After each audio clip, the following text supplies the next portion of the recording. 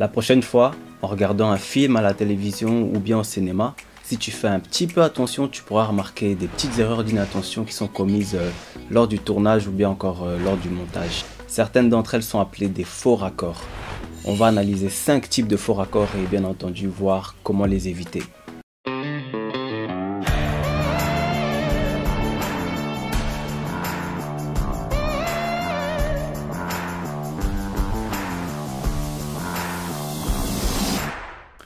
Salut, c'est Rich Dave, le photographiste. On parle aujourd'hui de faux raccords.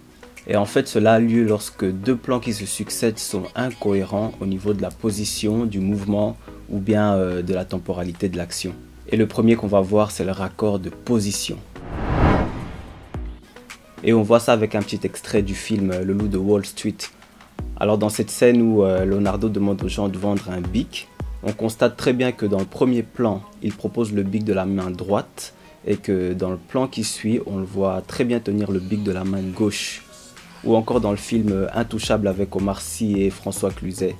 Il y a un moment où on peut très bien voir que le fil rouge des écouteurs d'Omar se trouve à droite et lorsqu'il se lève pour aller dans la pièce à côté, donc dans le plan juste après, on remarque que le fil a changé de côté. Et là bien entendu ce sont des faux raccords de position. Alors en second lieu, il y a le raccord de mouvement. Alors ici on observe que mon amie Zoé se dirige vers le mug qui est posé sur le meuble. Et on peut très bien voir que dans le premier plan, elle démarre de la gauche et dans le deuxième plan, elle arrive de la droite. Alors quand on assemble les deux plans, on a vraiment l'impression qu'elle retourne d'où elle vient. Et l'œil humain voit directement qu'il y a quelque chose qui ne va pas, même si c'est pas forcément comment l'expliquer du premier coup. Et ça c'est dû au fait qu'on n'a pas respecté la règle des 180 degrés.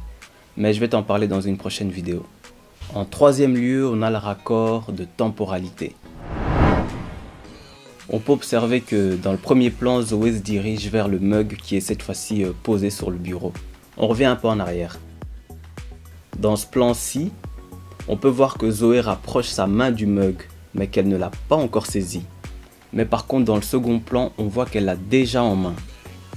Du coup, il y a un faux raccord parce que les deux plans ne s'accordent pas dans la temporalité. Alors pour qu'il n'y ait pas de faux raccord, en fait, il faudrait que les deux plans soient parfaitement synchro, comme dans cet exemple. Pour le numéro 4, on a le raccord de valeur de plan. Ici, il y a une règle que tu dois connaître si tu veux réussir tous tes changements de valeur de plan. Et si tu ne sais pas encore ce qu'est une valeur de plan, tu peux aller voir en bas dans la description, j'ai mis le lien de ma vidéo sur les différentes valeurs de plan.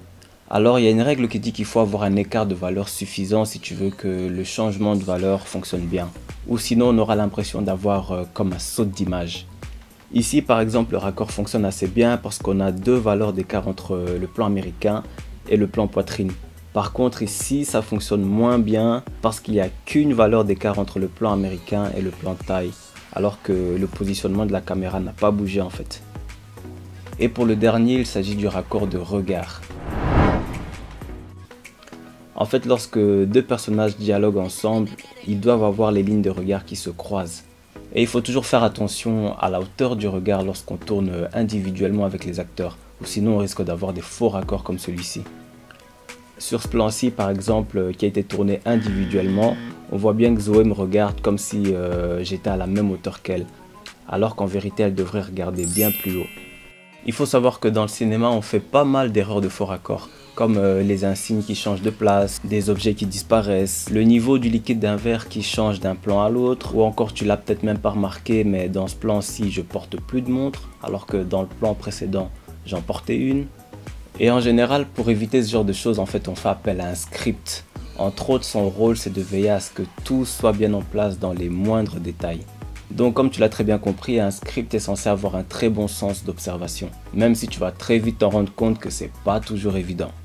Donc voilà, on arrive à la fin de cette vidéo, j'espère que tu as bien aimé, et si c'est le cas, lâche un petit pouce bleu, tu peux commenter pour dire ce que tu en penses, ou s'il y a des faux raccords que tu connais que j'ai pas cités ici, bien sûr tu peux partager avec une personne de ton entourage, et sans oublier, abonne-toi si c'est pas encore fait, moi je te dis à très bientôt.